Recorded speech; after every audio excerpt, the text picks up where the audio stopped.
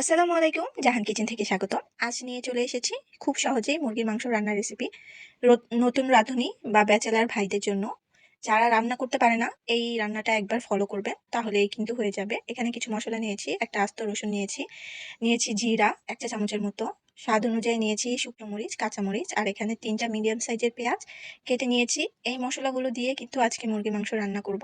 আর নিয়েছি কিছু গোটা মশলা, নিয়েছি স্টার, দারচিনি, এলাচ, লবঙ্গ, তেজপাতা। আর এই যে মশলাটা, এটা আমি শিলপাটায় বেটে নেব। আপনারা চাইলে ব্লেন্ডারে ব্লেন্ড করতে পারেন, কোনো সমস্যা নাই, তবে শিলপাটায় বাটলে কিন্তু মশলার স্বাদ দ্বিগুণ হয়, সবাই জানে কম বেশি। তো কথা না বাড়িয়ে ডাইরেক্ট চুলায় চলে এসেছি। একটা প্যানে আমি পরিমাণ মতো তেল অ্যাড করছি। এখানে যে গোটা মশলাগুলো নিয়েছিলাম সেগুলো অ্যাড করে দিচ্ছি। এই গোটা মশলাগুলো আগে ব্যবহার করার কারণ হচ্ছে এর থেকে খুব সুন্দর একটা স্মেল আসে। আর এটা রান্না শেষ হওয়ার আগে আমি তুলে ফেলে দেবো, তা না হলে বেশি হয়ে যাবে।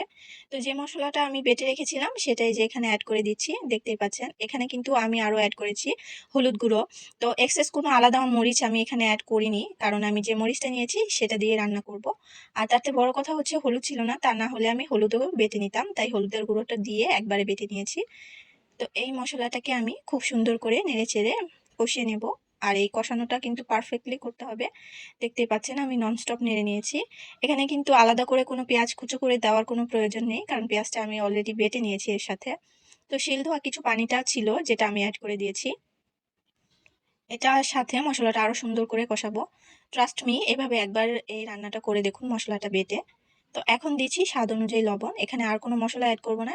আপনারা হয়তো খেয়াল করে দেখতেই পেয়েছেন, আমি কিন্তু এখানে কোনো আদার ব্যবহার করিনি। আদা ছাড়া সম্পূর্ণ এই রেসিপিটা।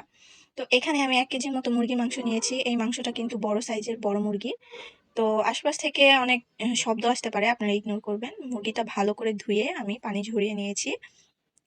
এই এই পর্যায়ে কিন্তু দেখতে পাচ্ছেন মশলাটাতে অনেকটাই তেল ছেড়ে দিয়েছে, মশলাটা পারফেক্টলি কষানো হয়ে গেছে। আর এটা কষাতে কষাতে এত সুন্দর একটা ঘ্রাণ ছাড়ে, যা বলার কথা। তো এই পর্যায়ে ধুয়ে রাখা মাংসটা আমি অ্যাড করে দিচ্ছি। আর এই রান্নাতে একটু পরিমাণে তেলটা বেশি রাখার চেষ্টা করবেন। তো মাংসটা দিয়ে দেওয়ার পর আমি খুব সুন্দর করে এটা নেড়েচেড়ে মিশিয়ে নিয়েছিলাম। তাড়াতাড়ি রান্না হয়ে যায়, আর কোনো রকম ঝামেলা ছাড়াই কিন্তু হয়ে যায়। যারা একবার এই মশলাটা দিয়ে মুরগির মাংস রান্না করে খেয়েছেন, তারা কিন্তু অবশ্যই বলতে পারবেন দ্বিতীয়বার এই রান্নাটাই করবেন, অন্য কোনো রান্না তখন আর ভালো লাগবে না। তো এখন এইভাবেই মাংসটা দিয়ে আমি ঢাকনা ছাড়াই উল্টাপাল্টা নেড়ে ছেড়ে কষিয়ে নেব 15 মিনিটের মতো। মাংসটা কষাতে কষাতেই অলমোস্ট কিন্তু রান্না হয়ে যায়। তো এই মাংসটা থেকে যে পানিটা ছাড়বে সেটা দিয়েই আমি কিছুক্ষণ রান্না করে নেব।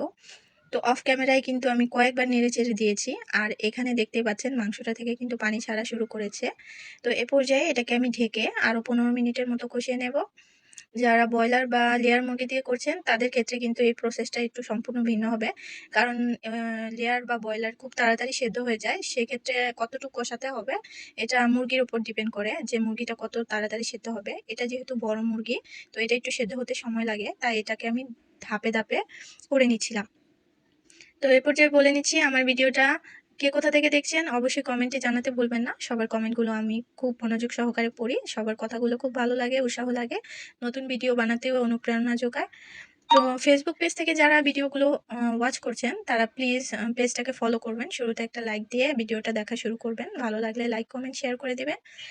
তো কথা বলতে বলতে দেখতে পাচ্ছেন মুরগি থেকে যে পানিটা বের হয়েছিল সেটা কিন্তু অলমোস্ট শুকিয়ে নিয়েছি আমি কষিয়ে, আর খুব সুন্দর একটা কালার চলে এসেছে এর মধ্যে।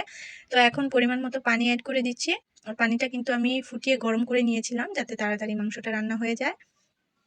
এখানে পরিমাণ মতো পানি অ্যাড করে দিয়ে দেওয়ার পর একটু নেড়ে চেড়ে নিলাম। তো এইবার এটাকে ঢেকে রান্না করে নেব। যারা ইউটিউব পেজ থেকে দেখছেন প্লিজ চ্যানেলটাকে সাবস্ক্রাইব করবেন, নতুনরা যারা যুক্ত হচ্ছেন তারা অবশ্যই সাবস্ক্রাইব করে বেল আইকনটি প্রেস করে রাখবেন। পুরাতন বন্ধুদের অসংখ্য ধন্যবাদ আমার পাশে থাকার জন্য, আমার ভিডিওগুলো ওয়াচ করার জন্য। কথা বলতে বলতে কিন্তু অলমোস্ট আমার রান্না কমপ্লিট হয়ে যাচ্ছে। তো যে পানিটা দিয়েছিলাম তো সেটা মাছ বরাবর যখন কিছুটা শুকিয়েছে, তারপর আমি এখানে কিছু আলু অ্যাড করেছি।